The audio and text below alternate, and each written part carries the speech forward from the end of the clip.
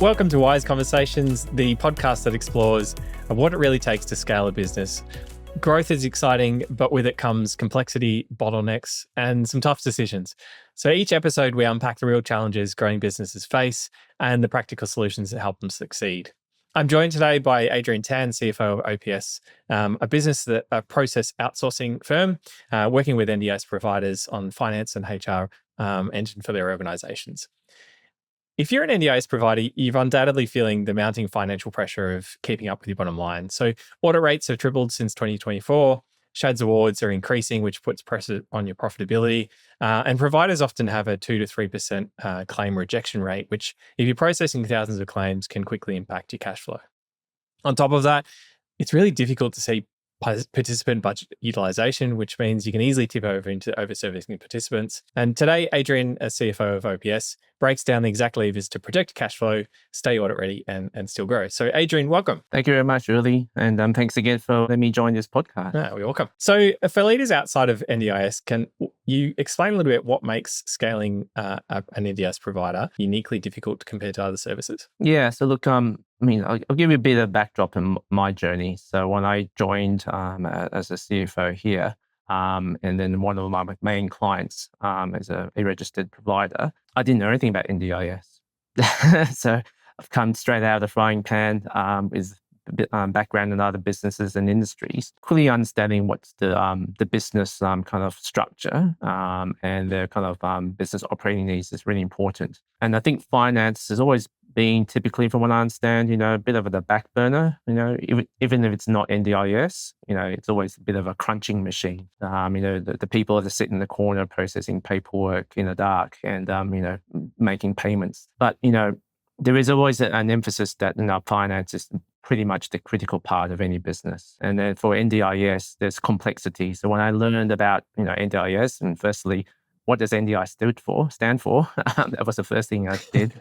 I realized it was a lot of complexities because of the government regulations, the regulatory framework. So for me, it was just understanding a lot about that and then seeing how the finance process aligned to that and aligned with the operational needs of the business. And there's a lot of work to be done because those complexities for clients that are under NDIS, translating them from, delivering the support they need all the way to, creating timesheets for, support workers delivering the supports and then converting to pay slips, okay?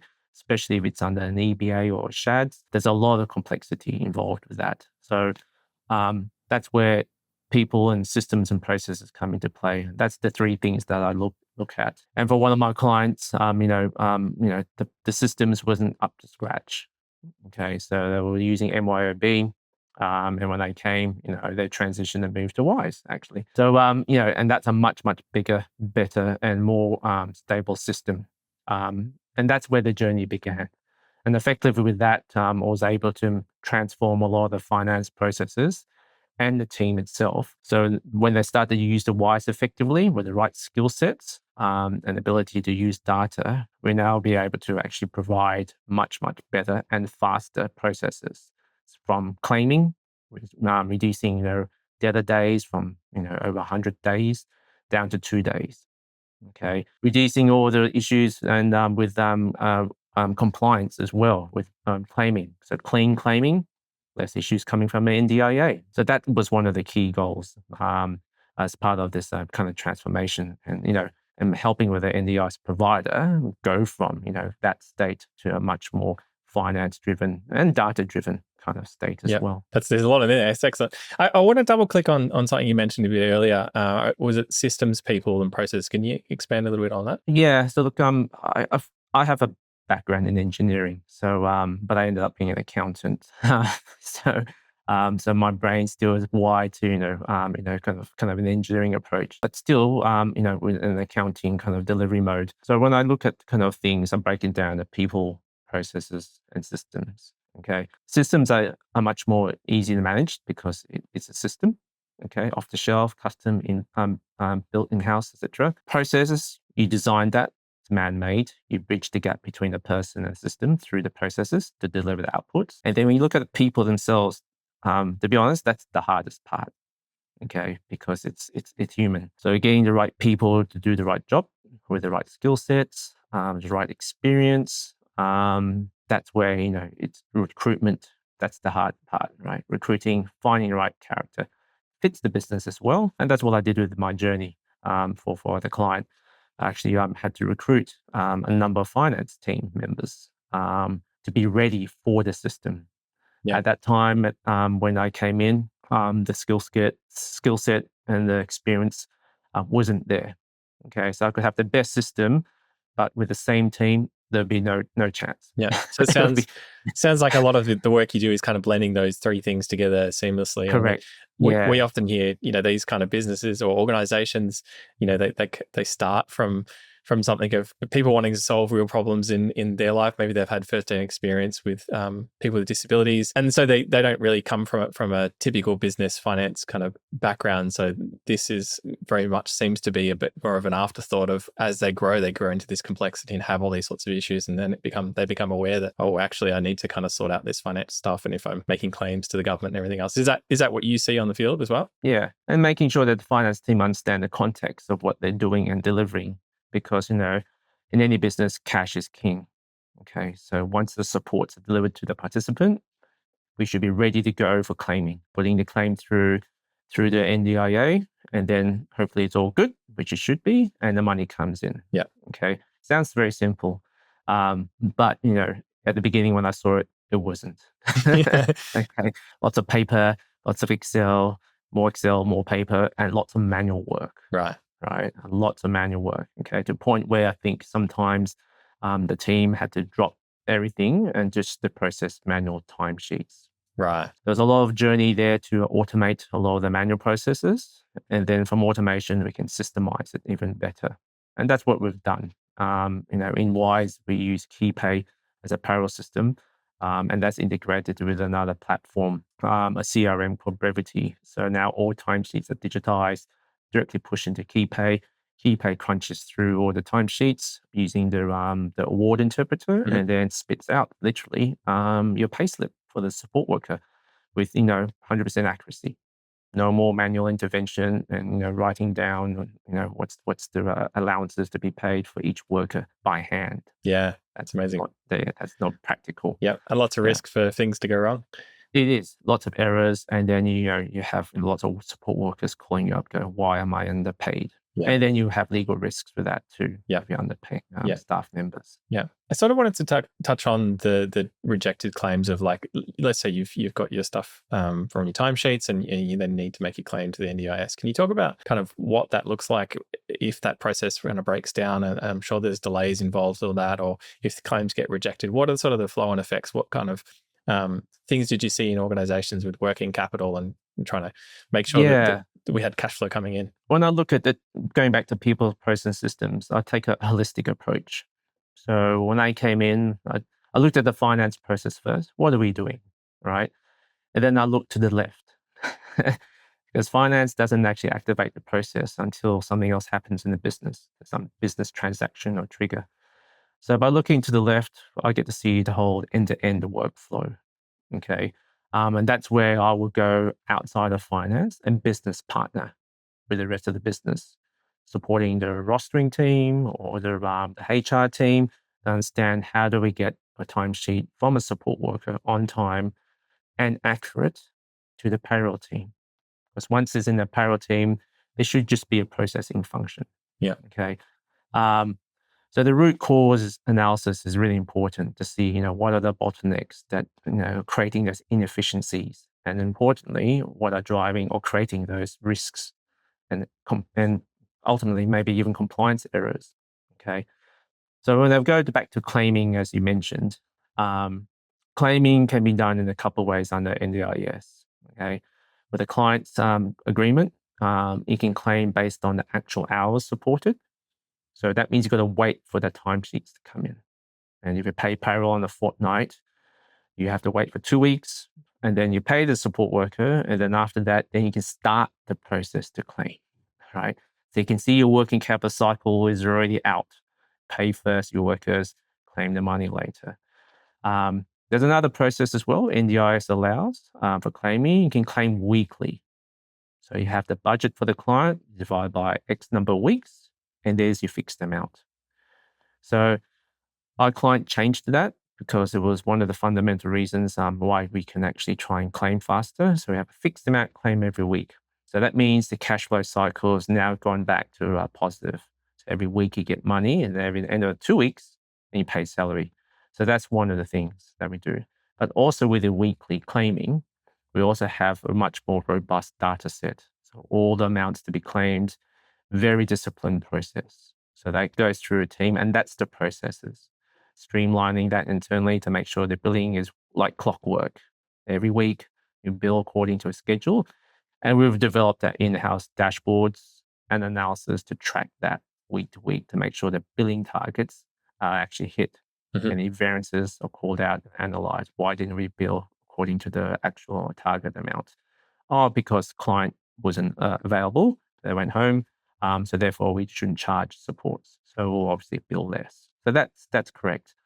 So it's small things like that. Working capital, looking at the working capital cycle from delivery all the way to cash collection. And every NDIS provider, we should be looking at that quite carefully to make sure their working capital cycle is as much as possible as effective for them, because it's a very, very payroll kind of expense type of business. The majority of the costs in this type of industry is payroll. It's 60 to 80% of your cost base is paying salaries, because it's all social supports for participants. So I think NDIS providers, they're all looking to help the client, right? Provide the support, the care, etc. So when it comes to finance, then the kind of the back office, it's mainly like last on their list. So they kind of forget about that, especially how much money are we making? Are we recovering our costs and things like that? When you're running a business, you have to be mindful of that. So actually, you need to elevate the finance function to the front, but but where it's hand in hand effectively. And that's what I've done, with our client, to bring the finance function to the front that works hand in hand with the business. So they deliver the care and continuing care for the clients and supports, okay, and comply with the regulations, etc. And have good stories coming out of that. At the same time, the finance function operates at the same level. Okay, making so it sure can't be an afterthought. That's right. So rather than left behind and realize,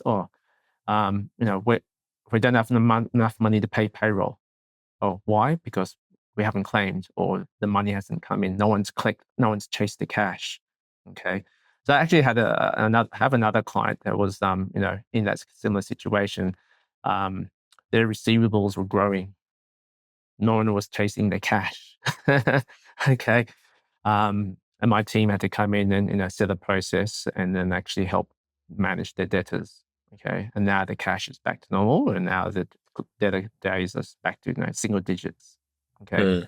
So if you don't keep an eye on that, you're going to have complex issues, which will, actually stop the business, because you can't care for a client if you don't pay payroll to your support workers. So that's where, hand in hand, finance has to have that same level at the front. But it needs the tools, it needs a good system, it needs good staff, right? And it needs good processes. So those are the three. Yeah, okay. And how does catalog codes and things like that and plan alignment, split billing kind of play into these kind of businesses, organizations? We have a very structured process. So when we have a client come into our care, there's all of our preparation work. There's the operations team that just makes sure that, the intake is done properly. And then finance also takes over from the contractual legal perspective. And then from there, it triggers the billing process and framework setup. So once we know the client and what supports they need, all the codes are correctly identified. And then it moves into the finance process, where we actually have the billing structure. As I mentioned before, once it goes into the billing structure, we know the client code, we sign it, and we identified all the NDI codes that we claim against, and that's aligned with their agreement, with their funding. Okay, so we have that process set up for that, and we track that as well. So it's very, very data-based, organized. Okay, it's using lists and SharePoint, etc. so we can track and manage that. And so if there's any changes, we know that the flow effect to the billing, etc., will be actioned quite quickly. Yeah. So what did it look like previously in the old system versus Wiise now, and how has that changed kind of the financial management for the organization? So I try to forget about that. There was a strange day. So all I can say, the old processes with the old previous accounting system was all manual. So it was buried in spreadsheets on an individual's computer, basically. So we had one person that was, looking after pretty much the whole lot. Okay, so there was also a business continuity issue with that. Okay, so that person's on leave or not around. Who knows? Because there was no documentation either. Mm-hmm. Okay, so it was all corporate memory spreadsheets, and they were designed around that particular person. So that person built that process around them. So when I came in, I saw that and went, hang on. From my experience, the best way to support the function of a business is to build the processes around the business, because then it's not around the person. So there's a lot of that built up because of legacy, because of the way the team was structured, the finance team was structured. So it was very manual. So I had to wade through spreadsheets and put together information to understand, where the billing format lies, where was it put into the accounting system, what processes that in between to move from one to another.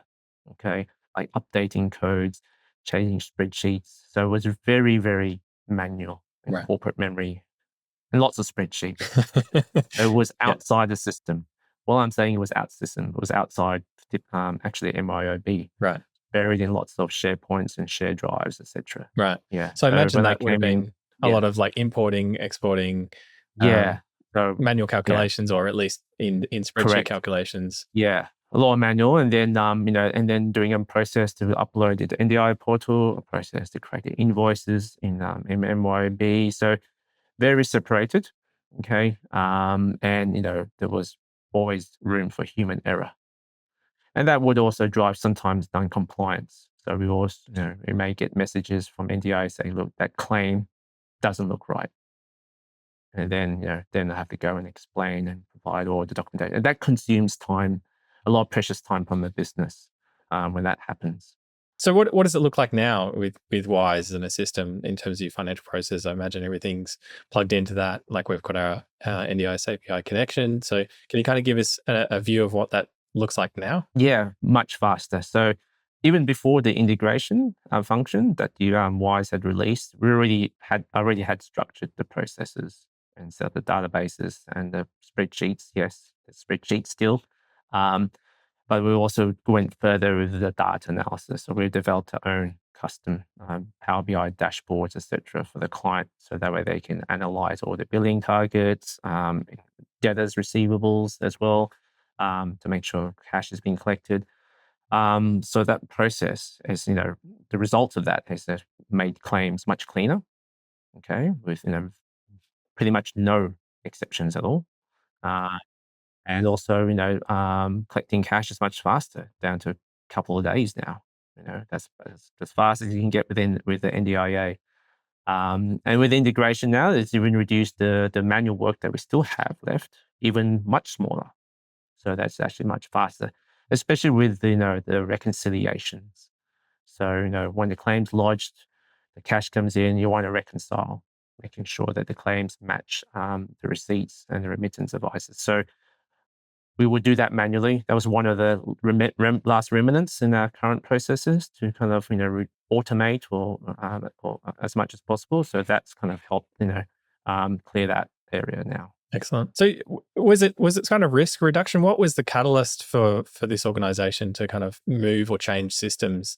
Was there anything that happened in the business to make them realize that this was a problem? Was it just kind of a stage of growth as they kind of got big enough? So when I came in, and joined them I started off as their fractional CFO.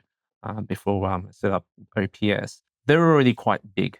So they were, still working on legacy systems. And they had their own way of doing things. So they really were scaled up. So they were kind of a bit late to the party. Rather than the other way around, where the business is growing. Now I've grown, it's time to move on to a bigger system, more integration, more automation.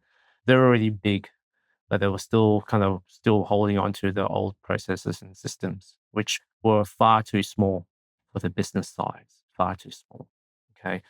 So that's when the owners and the directors decided, okay, we want to grow the business. They want to keep growing. Okay. But we can't keep growing with what we've got. Okay. So that was the catalyst for them to, transfer the team, find someone to lead the finance team. That's why I joined, and transform that so they get ready for continued growth. But we now have a system that's robust, transparent, and strong, such that as the business grows, it can flex, right, and maintain that as well. Yeah. Especially with NDIA. Yeah.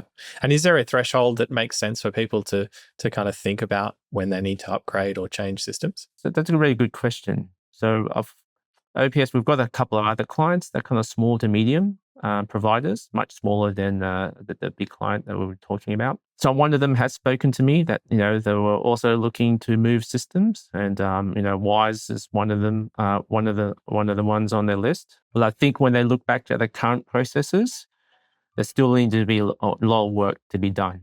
And then when I looked at their finance team, I realized, okay, this looks quite familiar. Yeah.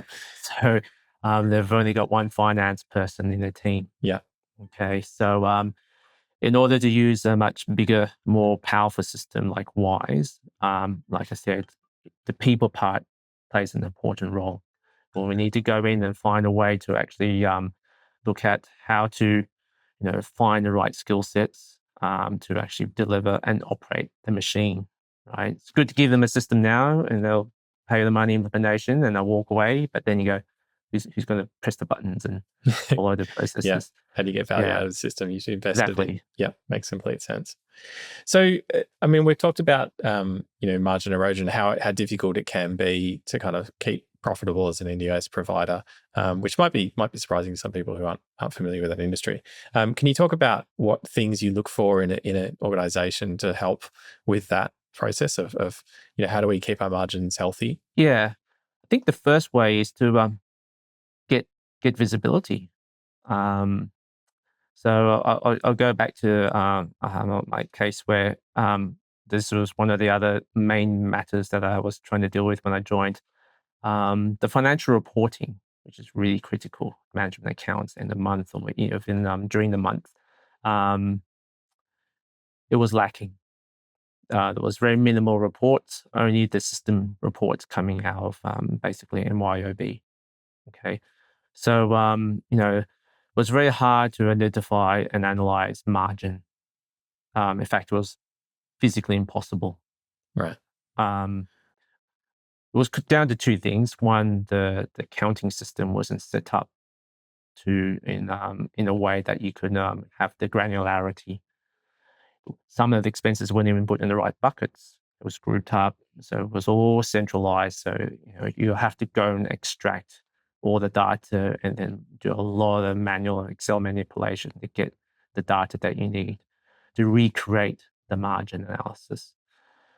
So that's where, when we moved to Wiise, I had to create a brand new chart of accounts from scratch. And that was designed and tailored based on the business. So I knew enough about the business to create the chart accounts with that in mind, so that when the data is being recorded and captured in Wiise, we had to calculate margin quite quickly. So we were able to do that within the GL, the margin, and then with the data extracted, with all the dimensions attached to that data, we can now extract and look at margin down to a very fine level by client, by a particular cost area, right? And by supports as well. Okay, that was never done before. It was like when the directors saw this and went, I never saw that. For the first time, we actually had margins. We could see where our clients, were not strong enough in their margins. Okay. And then we could now analyze that, and which we do, use that to go back to the business units, the operations team, to look at rectification actions. Okay. To see where we can actually improve by, optimizing the supports or even the finance side as well. So that was great, um, and now with that visibility and transparency, you can run and operate the business much, much, much more clearer Right. than before. So it sounds like the dimensions is kind of given an extra capability that the old finance system didn't have. Correct. And Yeah. so they might be, it didn't have any dimensions. what kind of things are you using the dimensions for? Like you mentioned, locations? Yeah. So for example, the client, the participant, there's many dimensions attached to that. So we've set up the key dimensions that we wanted to capture. So the client dimension themselves, the funding code, we even attached the property as well where our client reside in, and also some other kind of cost areas as well. Because once we have those dimensions set up, it's quite easy to extract from Wiise with the dimensions attached to the participant. And then we run that into a Power BI report, which was customized to look at the participants' overall margin by looking at all the breakdown of the costs. So in fact, we've broken it down to 3 levels: level 1, level 2, and level 3. Okay, and those are the 3 core areas that generate the cost profile of a participant. And then we can use that to work out how much margin is needed to cover the rest of the business, which is the overheads. So now we've separated that. It's very easy now to work out what revenue growth will actually achieve bottom line growth as well. Yeah. And can you point to any kind of specific areas or specific changes that you might have made because you've had this insight? So in this case here, one is the care model. Okay, so all the participants will have a specific care model when they come into a care that's approved. Okay, sometimes the care model is not aligned with the actual model. So sometimes a provider may actually over provide supports. Okay, so I'll give you an example. So if a client is budgeted to have one-on-one, that means they have one support worker looking after them. But in the actual case of supporting them, they may need another worker because of their needs and their complexities. Okay, so that extra person that comes in, and that will be a business decision, right? This person needs a little bit extra support because of some particular incident or escalation. That's a cost to the business. Okay, and that cost is assigned to that client.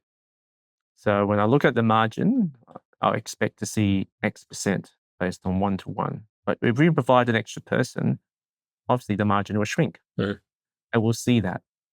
We see that in our analyst monthly analytical reports, where all the clients and margins are tabularized and graphed and benchmarked.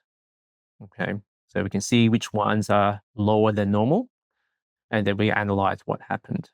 Okay, so if it's a one-off thing where for that month, yes, we had to use a couple of workers, no problem.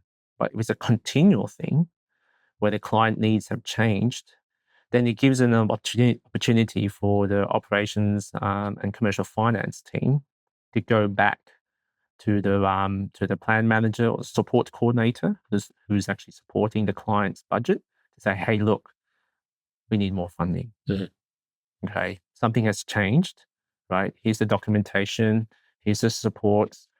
I think we need more funding. Okay, so that's where it's really great to see that analysis for the first time. And then actually that when the margins drop, something's happened. Okay, it's continual dropping, then we understand, are we going to absorb that? Or do we have a claim or case to go back and ask for more funding? Right. So In the previously past, it wasn't like that. Yeah, right. No, Yeah. no. It was all based on, if I can say it, just a general understanding of the client's care. So it wasn't documented. There was no financial analysis behind it. the fact there was very little. They just knew that there's extra support going away. So you must know that there's extra monies or cost being taken up, but no one's kind of like taken the next step forward and go, okay, how much is it? How much should we ask for extra funding? So with this now, you have the granularity, you have the data, you have the numbers. You can go back exactly and ask, this is the extra supports needed for the client. Please increase the budget. Yeah, makes sense. So let's say somebody's running this older side of the process. What's the first steps that they should take to try and upgrade? Is it people, process, systems? Where should they point to first to kind of maybe get a diagnosis of where they're actually at and what they should be thinking about? Starting in any of those three areas is not a wrong matter. So I'm going to start somewhere. I think when I first joined and I looked at this client, the first thing that stuck at me was the accounting system. To be honest, because when I looked at the size of the business and how they're using a very small accounting system, I mean, something not aligned there. Yeah. Okay. So I started from there, and then I branched out and looked into the processes, and then quickly onto the staff and the finance team that were operating the accounting system and the finance processes for the business. So I guess you just have to kind of look at one and pull on the thread a little bit, because one will lead to the other two. So it doesn't matter where you pick. We just pick one and see, and then it'll lead to the other two. And then you'll be able to unearth, what's not working right or what can be improved. Okay. So there was maybe I shouldn't have pulled on the string, but yeah, kept pulling and pulling, and there's lots and lots of things that there needed to be improved. But the directors gave me a ability to put a plan in place, and a lot of transformation had happened over the course of a year. Yeah. So it sounds like visibility was kind of the key thing for people to kind of look at what to improve and diagnose where they can improve things. Were there any kind of other things that stood out?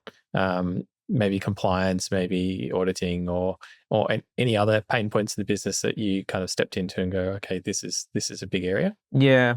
So look, finance is one part of a core part of the business operations. Another area that's really important is the technology side. Okay, so the backend infrastructure, the CMS, the client management system as well. Many providers use a particular CMS to manage all the participant information, data, including rostering. That's really important. That's another important tool. So the finance process systems, you could say sometimes it's only as strong as the other systems around it. Okay, so my journey to improve the finance function and migrate Wiise to a better system and a team, that journey was also done in conjunction with updating and upgrading the systems around it as well. Yeah. Okay, so otherwise, it's like the weakest link in the chain. Okay, so you're only as good as the weakest link. So there's a lot of work. So the IT team worked on also another journey, transformation to improve the backend security, more integration between the systems. Okay, and that was a roadmap that took at least a year and a half. A good example is that timesheets were done paper based for a long time, and then using the CMS as timesheeting system, which is a digital timesheet system. Support workers could do the timesheet using the app on their phone, rather than fill in a piece of paper and email it to my payroll team, and then have to print it out and then manually transcribe handwritten timesheets into a spreadsheet. Right. You can imagine the effort. It was pretty tough for the team. Yeah. So that was digitized, and there was an integration link between CMS and Wiise into KeyPay. So all that extra effort, all that manual work disappeared. Okay, so there's always benefits, from that continual involvement, and that technology is the key to all of this as well. And then with the compliance side, setting up governance systems as well. And then the team actually had to improve. So, setting up a new team in the client, they set up a governance team to look at compliance, quality, and audits. Some more support on the operations side, but they also gave support on the finance side, because if they don't have problems, finance don't have problems.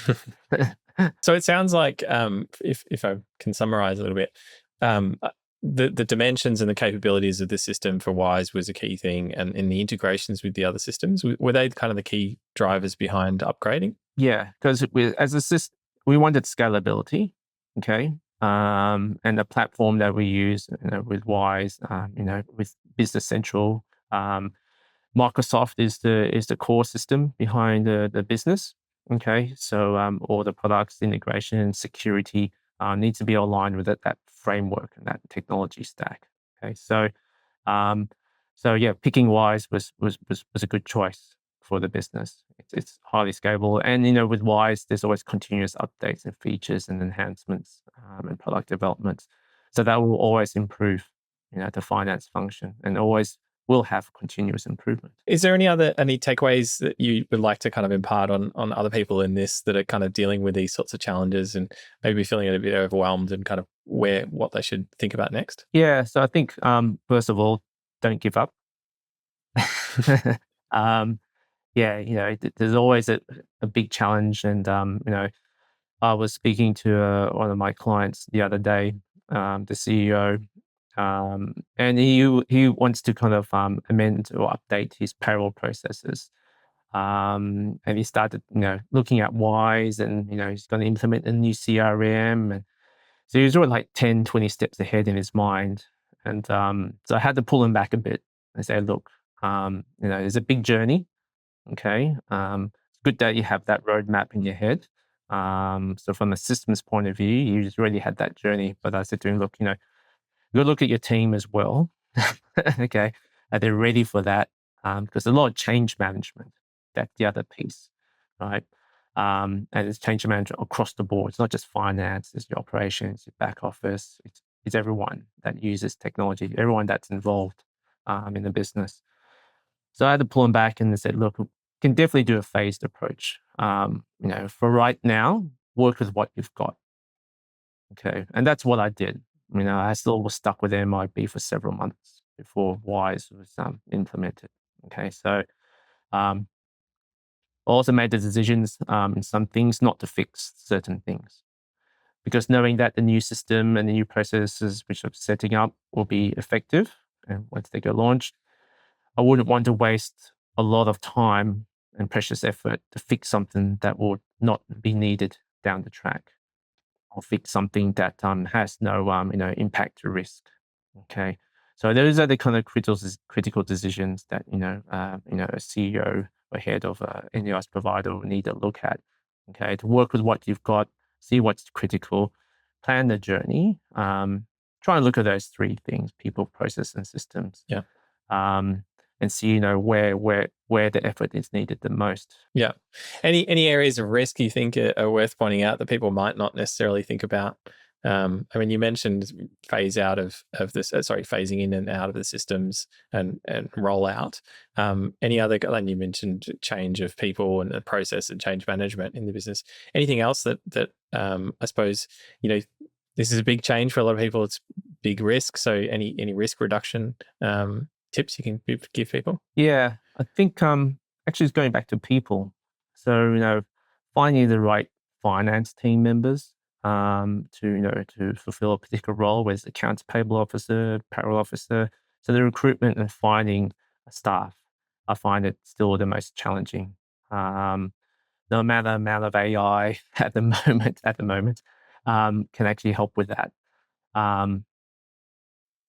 I've come across and read many resumes as I was building the finance team to find out, what's the right fit skill set for the team and function. So I always believed in, when you recruit someone, you don't recruit for the now, you recruit for the future. So what I had in mind is when I was recruiting the finance team and rebuilding it, was to have staff that had data capabilities. Okay, not just the transactional work, which they're probably used to, processing payments or processing invoices, but actually data capabilities. Able to look at a data set and add value. Go, hang on, that doesn't look right. Oh, that expense looks high, or that revenue looks a bit low. And then, even basic stuff, putting into a spreadsheet, cross-referencing to a previous month, see the variances, doing little charts. So that's the kind of mindset. That's where the value added is. That's what helps with businesses and the finance team to help the business identify those kind of issues early, rather than waiting to the end of the month, or even worse, not at all. You don't see it until it becomes so big. So I think the challenge now is the people side, finding the right people and then training them. And then with the younger generation, much younger than me, as you can imagine, we all want to work from home and, remote and hybrid, et cetera, et cetera. Finance has always been quite traditional, at the desk processing. And there will be flexibility towards that. But that only will happen once more and more automation happens. Yeah. Either within the system and around it, with the help of AI as well. But as a business is scaling and growing and transforming, that's where, all hands on deck. Staff need to be in the office. We need to collaborate. We need to train. So a lot of cross training, and understanding the business, talking to the other business departments and business partnering, understanding the issues. That's how I've kind of trained the finance team to do that. So that way they can actually look to the left and go, where's the root cause? Okay, rather than just trying to fix it themselves. And most often than not, create another problem. Yep. So you're swapping one problem for another rather than fixing the root cause. Yeah, absolutely. I think that's where, OPS has, been, helping those clients, taking on board some of that work. If they don't have the in-house expertise and knowledge, experience, then, we can do that on behalf of them. Yep. Excellent. You mentioned AI, and I know you've been talking to our product team. I'm curious, what are you excited about with AI? What kind of things are you thinking about in the future? I know that that's probably a pretty big open-ended question. There's lots of things. What kind of sparks for you? Yeah. So looking ahead, and there's an interesting, bright future now. Now AI promulgating everywhere. At the moment, most use case of AI is fixing my emails and my grammar. Yeah. Right. And generate a bit of revised content, etc., for documents. So I think we're pushing the boundaries with AI. I mean, from a finance perspective, is towards analysis of the data sets. At the moment, the team has created their own Power BI reports. We've customized that. The team also has the ability to analyze that, make it easy. Okay. The analytical function, that process, is still a human process, right? Still got to look at the chart, eyeball it, and then kind of look at the dots and the big red marks and go, okay, this doesn't look right. Where AI can come in is do that for you with set parameters. Look at exceptions, tolerances, variances, and then call it out and say, hang on, this margin looks low. This happened for 3 months, right? That's where the power of AI can help to actually kind of analyze that and keep record and actually keep a history of that too. Otherwise, it'd be like talking and looking at the screen, going, okay, that looks low last week. Let me double check. So with AI, you can have that at your fingertips very fast. Okay, so I think that's where one of the promising cases of AI to be used is more on the data analytics, to look at that information much more robustly and quickly. Don't have to wait for a month end. You can kind of do it even before. Just run the report and then run the AI tool or that agent to do that for you in advance. So when you come to the meeting, you don't have to look at the screen and kind of squint. It's already there, which we do every month with my team. Yeah. So that's one of the areas as well. The other area is which relies on RPA, robotic process automation. So there's still ways to kind of automate a lot of the transactional work, the manual work. So I'm still looking into that, trying to automate and reduce the manual effort. Using a smarts to reduce accounts payable processing. Okay. Actually, some of that has been around for decades, like basic OCR, right? Optical character recognition, scanning the invoice, taking out the vendor data and plugging it into your system without manual typing. So, but it can go bit beyond that and make sure that looking at history of the vendor, that was paid already, or the expense has gone up from last month. Did we know that? That's where AI can actually be useful for that too. So it's all about adding value as well. If it's not reducing manual effort and saving time, it's also about adding value. Calling things out early so we can actually make critical business decisions if it needs to be fixed quite fast or actions taken. Yeah. None of that you can really do in spreadsheets by themselves if everything's Oh, in different yeah. systems. There'll always be spreadsheets. I was doing one just before this call. So some habits die hard. Excellent, Adrian. Thank you very much for joining us on this episode. If people want to learn more about what you do and reach out, where should they go? You can reach out and speak to me at Outsource Professional Solutions. We have a website. Happy to help providers. That's what we specialize in their business processes and systems. Also, we also take in outsourced work. So if we need help with payroll, accounting, that's what we do. Perfect. Including compliance and HR and recruitment as well. So, but that's where we add value to help the client. And one day, if they're strong enough, and they build their own team, the work can go back into their house and they can scale up again. Perfect. Excellent. Well, thank you, Adrian. Thank you very much, Uli. Take care.